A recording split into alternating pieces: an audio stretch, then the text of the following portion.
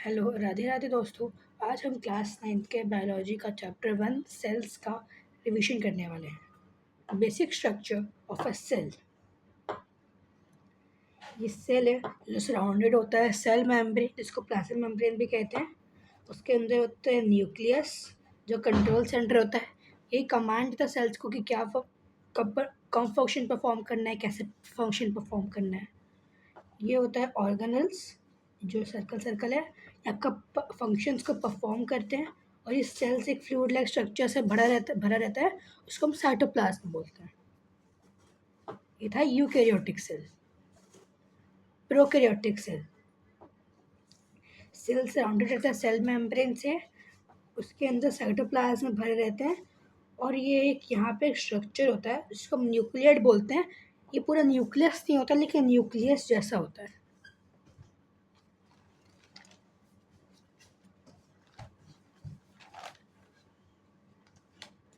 Cell को अगर हम डिवाइड करें तो होता है वो सेल मेम्ब्रेन, साइटोप्लाज्म, न्यूक्लियस में डिवाइड होता है। और फिर साइटोप्लाज्म के अंदर साइटोजोल और सेल ऑर्गेनल्स होता है। जो आपका साइटोजोल होता है, ये बेसिकली ये साइटोप्लाज्म को, मतलब साइटोसेल साइटोजोल इसी को बोला जाता है, जब का लिक्विड पार्ट होता है सेल के अंदर। और सेल ऑर्गेनल में वो साउंडेड आता है सेल ऑर्गेनल, या तो सिंगल मेम्ब्रेन, या तो डबल मेम्ब्रेन, फिर नो मेम्ब्रेन। सिंगल मेम्ब्रेन में आपका है लाइजोम्स, vacuole, Golgi body, endoplasmic reticulum. Double membrane में माइटोकॉन्ड्रिया, प्लास्टिड। नो मेम्ब्रेन में राइबोसोम एंड सेंट्रोसोम। इसका फंक्शन आगे पढ़ने वाले हैं। Structure of nucleus. ये एक यूकैरियोटिक न्यूक्लियस है, जो कि ऐसे एक पाइप लाइक स्ट्रक्चर में ऐसे सर्कल में रहता है। यहाँ बीच बीच में इसमें गैप रहता है, 2 लेयर रहता है, बीच में इस पे गैप रहता है। वो जो गैप रहता है इसको हम न्यूक्लियर पोर्स बोलते हैं। और जो ये है आपका, ये न्यूक्लियोलस है। न्यूक्लियस के अंदर न्यूक्लियोलस भी होता है जो फंक्शन परफॉर्म करता है। ये जो जेल लाइक स्ट्रक्चर, ये न्यूक्लियोप्लाज्म होता है, जैसे उसका साइटोप्लाज्म था। और ये जो थ्रेड लाइक स्ट्रक्चर है उसको हम क्रोमैटिन बोलते हैं। और ये जो बाहर का ये जो सराउंडेड स्ट्रक्चर है, इसका हम न्यूक्लियर मेम्ब्रेन बोलते हैं। ये एक यूकैरियोटिक न्यूक्लियस का स्ट्रक्चर है।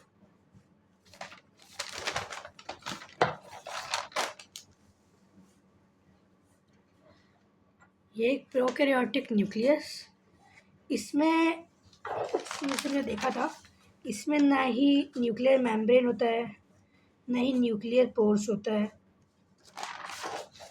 इसमें बस जेनेटिक मटेरियल होता है, क्रोमैटिन, और कुछ नहीं होता है प्रोकैरियोटिक न्यूक्लियस में। वो एक वेल डिफाइंड न्यूक्लियस था, ये एक वेल डिफाइंड न्यूक्लियस नहीं है। हम पढ़ने वाले हैं सेल मेम्ब्रेन। सेल मेम्ब्रेन का फंक्शन होता है कि ये प्रोटेक्ट करता है the content of the cell. अब सेल को प्रोटेक्ट करता है सेल मेम्ब्रेन। और ये सेल के अंदर जो सेल के बाहर जो कंपोनेंट होते हैं उनकी एग्जिट और एंट्री करवाता है।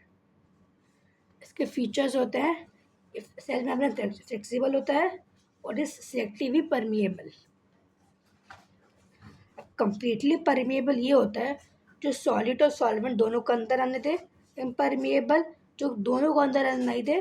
सेमी परमिएबल जो सॉलिड को अंदर आने दे, सॉल्वेंट को अंदर आने दे दे। और सिलेक्टिवली परमिएबल सिलेक्टेड सॉल्यूट और सॉल्वेंट को अंदर आने दे। कंप्लीटली परमिएबल का एग्जांपल है वाटर, यूरिया।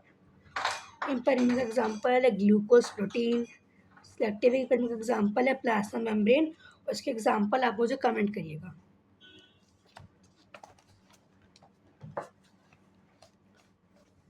अब प्लाज्मा मेम्ब्रेन, ये प्लाज्मा मेम्ब्रेन बना रहता है बाई लेयर फॉस्फोलिपिड, प्रोटीन और चेन ऑफ कार्बोहाइड्रेट से। ये एक वो है फॉस्फोलिपिड है। इसका जो हेड होता है ये वाटर को अट्रैक्ट करता है, और उसका जो टेल होता है ये वाटर को रिपेल करता है। हाइड्रोफिलिक, हाइड्रोफोबिक, मतलब ये वाटर को रिपेल करता है और ये वाटर को लव करता है, मतलब वाटर को अट्रैक्ट करता है। अगर आप सेल मेम्ब्रेन देखेंगे तो वो इस तरह से होता है। अब यहाँ पे कहीं सेल मेम्ब्रेन है, इस सेल मेम्ब्रेन के बाहर, इस सेल मेम्ब्रेन के अंदर, क्योंकि सेल के अंदर भी पानी होता है। तो इस सेल के अंदर का पार्ट है जैसे, और इस सेल के बाहर ही पानी होता है। तो सेल के बाहर का पार्ट होता है।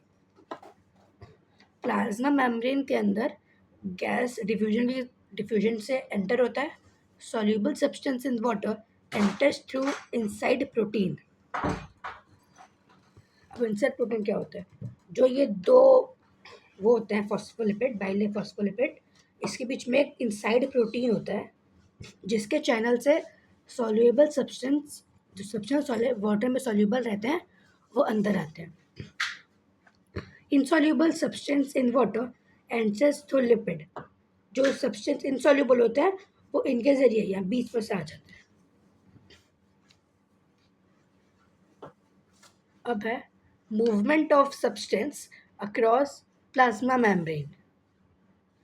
मतलब सब्सटेंस प्लाज्मा मेम्ब्रेन के अक्रॉस कैसे मूव करते हैं? दो तरह से मूव कर सकते हैं, या तो एक्टिव से या तो पैसिव ट्रांसपोर्ट होता है। या तो एक्टिव ट्रांसपोर्ट है तो पैसिव ट्रांसपोर्ट।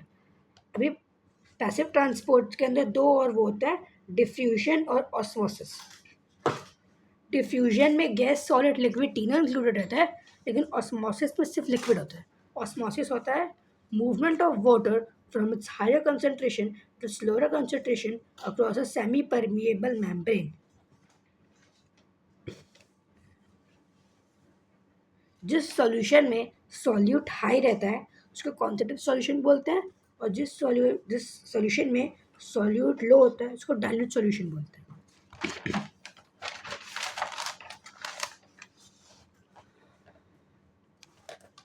अभी हाइपोटोनिक सॉल्यूशन वो होता है जिसमें सॉल्यूट कम होता है और सॉल्वेंट ज़्यादा होता है।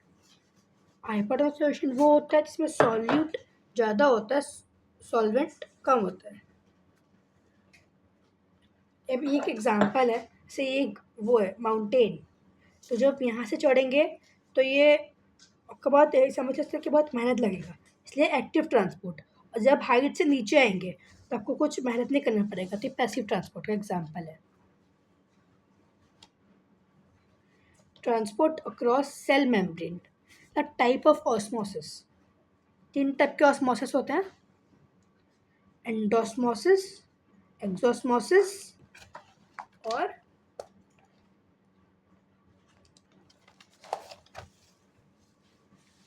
एंडोस्मोसिस। क्या होता है?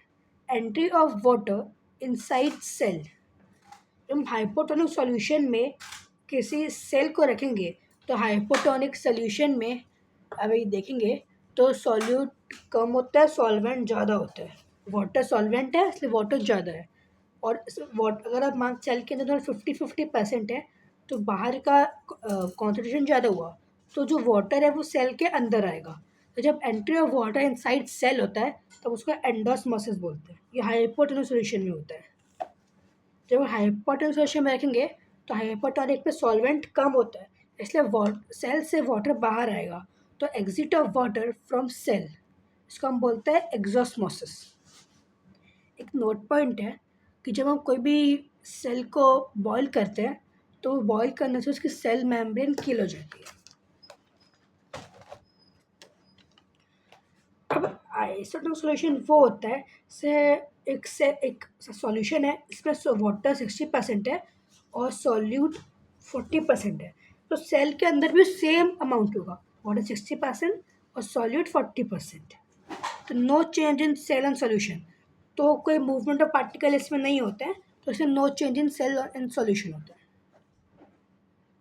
Plant cell, fungi have cell wall and animal cell does not have cell wall. Plasmolysis. When a plant cell is kept in hypertonic solution, the protoplasm cell membrane shrink. जब हम plant cell को hypertonic solution में रखते हैं तब उसका जो hypertonic solution ये है, तब जब उसके अंदर से पानी निकलता है तो उसका श्रिंक होना चालू हो जाता है, keeping the cell wall intact. लेकिन उसके अंदर का सेल मेम्ब्रेन ही श्रिंक होता है। सेल वॉल प्लांट सेल के सेल वॉल होता है तो वो इंटैक्ट रहता है, अपना शेप चेंज नहीं करता है। If animal cell is kept in hypertonic solution तो cell will shrink called as crenation. अगर एनिमल सेल को हमको हाइपरटोनिक सॉल्यूशन में रखे तो उसमें सेल वॉल नहीं होता है तो पूरा सेल ही श्रिंक करेगा, और उस प्रोसेस को क्रीनेशन बोलते हैं। कोई डिफ्रेंशिएशन है cell membrane and cell wall में। Cell membrane, it is found in all living cell. Cell wall, it is found only in plant, bacteria, fungal cell. It is flexible, it is rigid. Cell membrane बना होता है phospholipid protein, ये बना होता है मतलब जो सेल वॉल होता है प्लांट के अंदर बना सेल्यूलोज से, बैक्टीरिया का सेल वॉल पेप्टिडोग्लाइकन से, और सेल फंगल का सेल वॉल चिटिन से।